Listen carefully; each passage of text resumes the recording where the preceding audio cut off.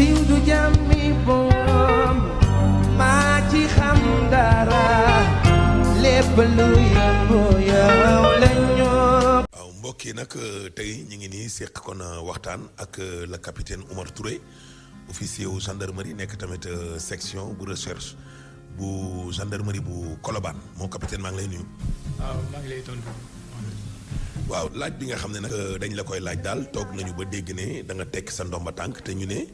dossier wu xale bu jigéen bii di Adji Sarr ak président Ousmane Sonko yow lañ ko joxoon lan moo waral nga tekk sa ndomba tànk. effectivement Mohamed da nga may permettre d'abord mu nuyu Sénégalais yi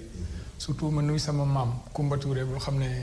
mu ngi village. maa ngi nuyu aussi sama pap ak sama yaay. comme je vous dis il y a de cela 8 ans je suis à la gendarmerie je suis officier de gendarmerie. voilà j'ai fait 2 ans à la section de recherche. Durant les 2 années que j'ai fait à la section de recherche, j'ai rédigé ou corrigé plus de 1500 procès-verbaux. Malheureusement, je tiens à témoigner ceux qui sont à la section de recherche. Malheureusement, c'est l'affaire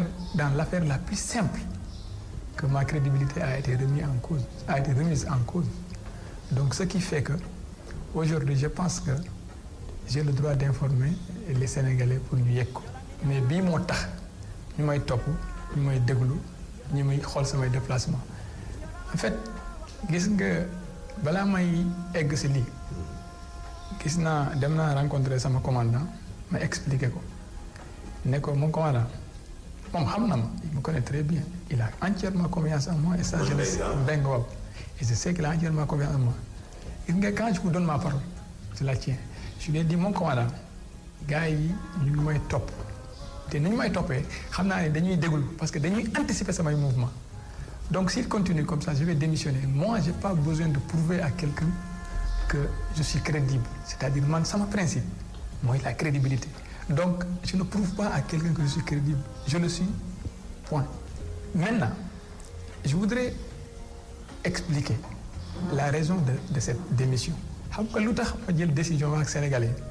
bu ma publier sama expliquer la raison de cette démission xam nga lu tax ma jël décision ak sénégalais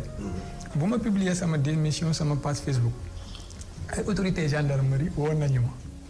li ma ne mun nga wax ne que yow sa page Facebook que dañ ko piraté c'est pas le haut commandant qui m'a appelé ni le c'est des autorités avec qui j'ai de très bonnes relations ñu ne ma mun nga wax ne dañoo piraté sa compte ma ne ko non ça c'est moi qui l'ai écrit xam nga je vous disais que à un certain moment je me sentais donc c'était mon honneur qui était remis en jeu parce que bu ñu ma woowee di ma wax ne naa wax ne que dañoo pirater sama compte ma ne non je ne dirai pas ça parce que lii man maa ko bind mais ba léegi waxuma dara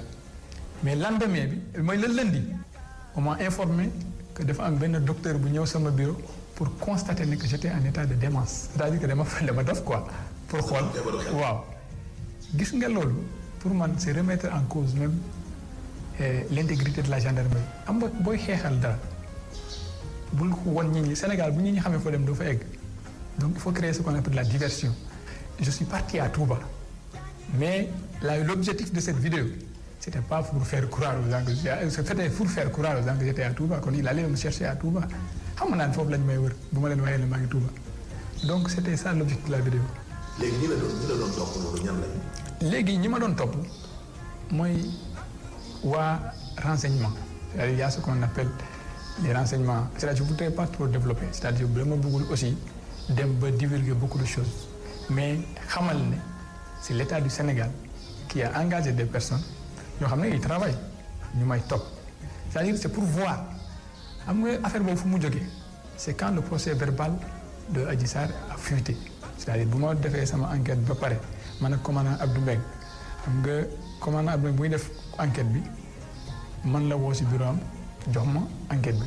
te bu may jox enquête bi aussi c'est le fruit du destin c'est-à-dire moom bu mu koy def defu ko ndax man fii laa dëkk ba xoolee laa dëkk c'est parce qu'il a confiance en moi et il sait que je n'ai jamais été partial mais nag toutefois saa yu ma mënee jàppale nit te yàlla tax dama koy jàppale c'est-à-dire tout le temps quand je sais que c'est injuste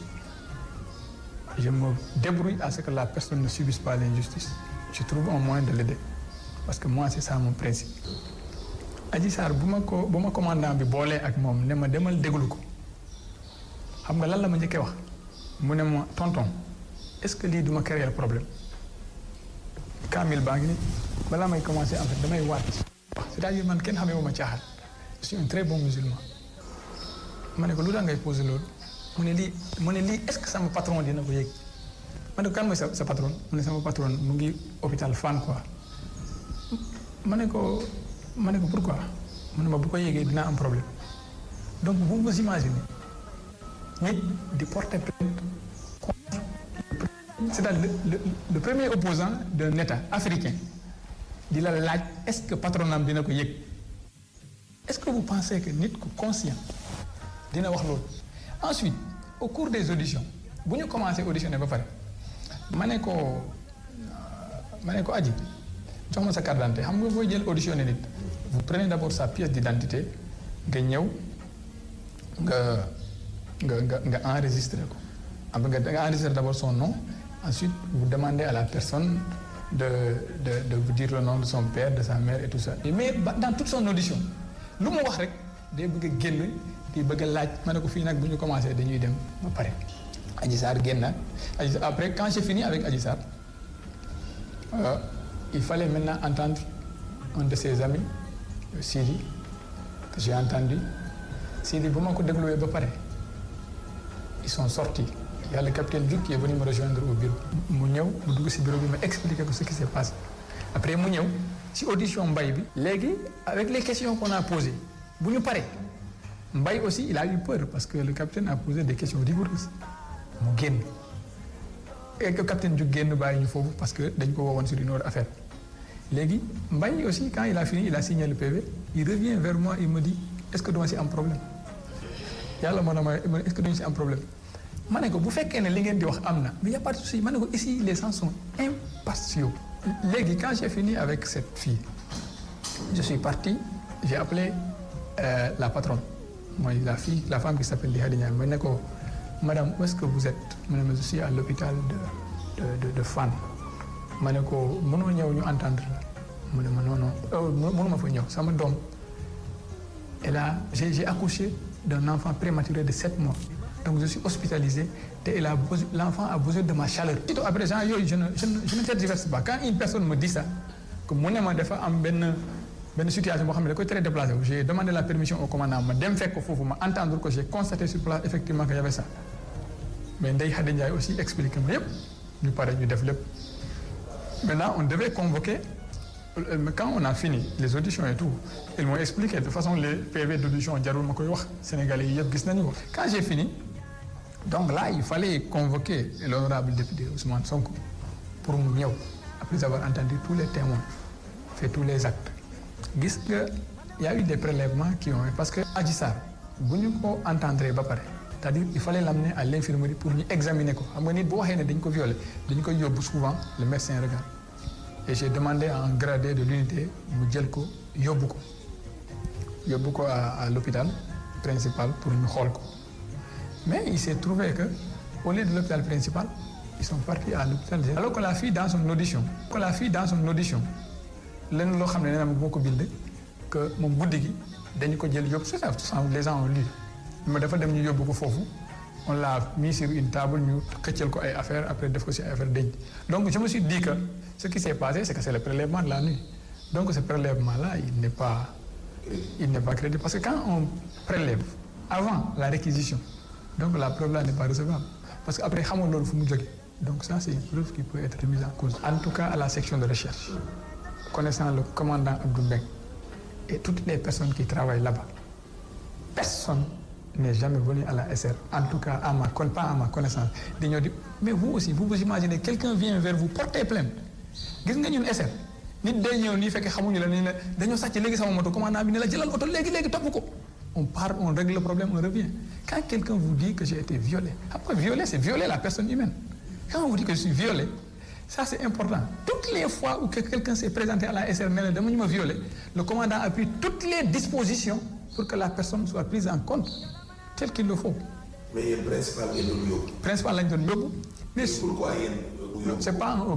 on dit gradé. Wow, gradé c'est un des chefs. waaw nga jël ko. waaw boole ko moom pour mu yóbbu ko principal. sûrement xam nga comme. mais pourquoi ci diggante bi ñu yóbbu ko CTO. là je ne sais pas pourquoi mais sûrement. comme cette fille là elle était innocente xam naa il a fallu faire croire que kooku moo xam li ko daal ba pare. c'est toujours ça c'est toujours dans les manipulations que kenn moo ko war a wax ne médecin bale xam na lu xew nañ ko yóbbu foofu moom mun na def sinon nous normalement on l'amène à l'hôpital principal. siiw du jàmmi boom maa ci xam dara lépp